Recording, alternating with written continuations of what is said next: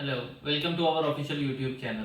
आज की इस वीडियो में हम आपको जो प्रोसेसिंग टाइम है यूकेवीआई का, एक तो उसके बारे में बताएंगे और दूसरा उसमें जो क्वेश्चंस आता है वो ये आता है कि इंटरव्यू जब हो गया है किसी भी वीज़ा कैटेगरी में तो उसके बाद जो डिसीजन है वो कितनी देर में आता है, यानी बीआरपी कब आएगा, पासपोर्ट कब आएगा। तो ये थोड़ा जो है वो पर्टिकुलरली जो कैंडिडेट्स हैं वो पूछते हैं।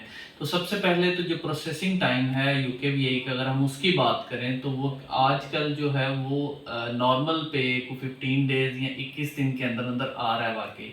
और जो प्रायोरिटी है वो भी सेम एज लाइक 5 डेज वाला क्राइटेरिया जो है उसमें वीज़ा आ रहा है। लेकिन आपको भी पता है कि जब नॉट स्ट्रेट फॉरवर्ड की ईमेल आ जाती है तो देन ये जो टाइम स्पैम है ये फिर फिक्स नहीं रहता, यानी कि फिर ज़रूरी नहीं है कि प्रायोरिटी का वीज़ा 5 दिन में आए और स्टैंडर्ड पे 21 दिन में आए। फिर इसमें फ्लक्चुएशन आती है।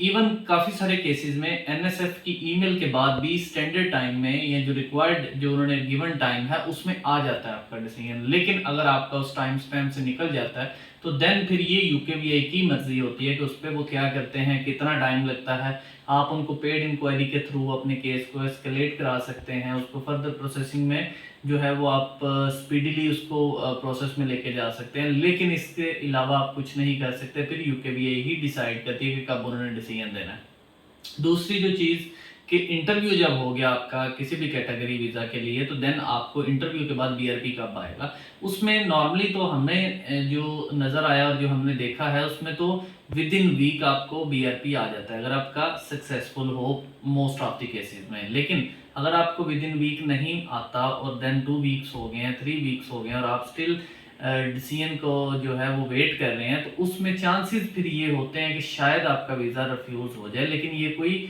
पढ़ी लिखी बात नहीं है, ये थोड़ा एक्सपीरियंस के अकॉर्डिंगली है जो हमने इन केसेस में देखा है उसके बारे में बता रहा हूँ। ज़रूरी नहीं है कि जिसका वीज़ा डिसीजन या जिसका इंटरव्यू के बाद टाइम है वो 2 हफ्ते 3 हफ्ते हो जाए तो उसका वीज़ा रिफ्यूज़ ही होना है। लग नहीं सकता, लग भी सकता है, लेकिन मोस्ट प्रोबेबली उसमें चांसेस ये होते हैं कि मे बी वीज़ा रिफ्यूज़ हो जाए। और अगर अप्रूव्ड हो तो वो विद इन वीक में ही आपको बीआरपी आ जाता है और आपकी जो है वो उसके बाद पासपोर्ट के लिए आप चले जाते हैं। जिस दिन आपको बीआरपी ईमेल आ जाती है उसके बाद 2-3 दिन के अंदर आपको वीएफएस से ईमेल आती है कि जी आपका पासपोर्ट जो है वो आ गया हुआ है, तो अब आप अपना पासपोर्ट कलेक्ट कर सकते हैं। और अगर आपने टीसीएस सर्विस लिया तो हम टीसीएस आपको भेज देंगे।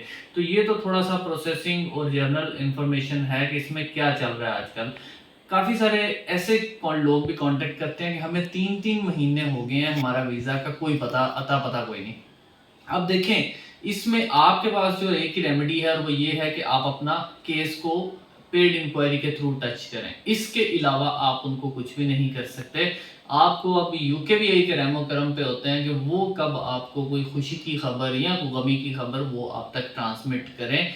अदरवाइज इन केसेस में रूटीन में वीज़ा रिफ्यूज़ल के चांसेस बढ़ जाते हैं। जब आपका टाइम स्पैम 3 मंथ से ऊपर चला जाता है तो फिर वीज़ा लगने का चांस बहुत थोड़ा होता है, क्योंकि वीज़ा डिसाइड उससे पहले पहले हो जाता है अगर किसी का उस कैटेगरी में फॉल कर रहा हो। कुछ एक्सेप्शनल केसेस होते हैं जिसमें डिसीजन पॉजिटिव आ जाता है इतने टाइम के बाद, अदरवाइज पॉजिटिव नहीं आता, वो नेगेटिव ही होता है। तो आप जिस भी वीज़ा कैटेगरी में अप्लाई करें, आपकी जो स्ट्रीम है नॉर्मल है, स्टैंडर्ड है या आपकी प्रायोरिटी सर्विस है, तो आप उसके अकॉर्डिंगली अपने डेज को काउंट कर लिया करें। और उसके बाद फिर जब वो दिन गुजर जाएँ और आपको कोई इन्फॉर्मेशन ना मिले तो देन आप पेड इंक्वायरी एक करें, उस पर फॉलोअप लें। उसके बाद फिर विद इन वीक दोबारा पेड इंक्वायरी करें और उसमें फिर वो आपकी ईमेल और आपकी बाकी इन्फॉर्मेशन लेके आपका केस एस्केलेट करेंगे और वो फर्दर आपकी प्रोसेसिंग को तेज़ कर देता है।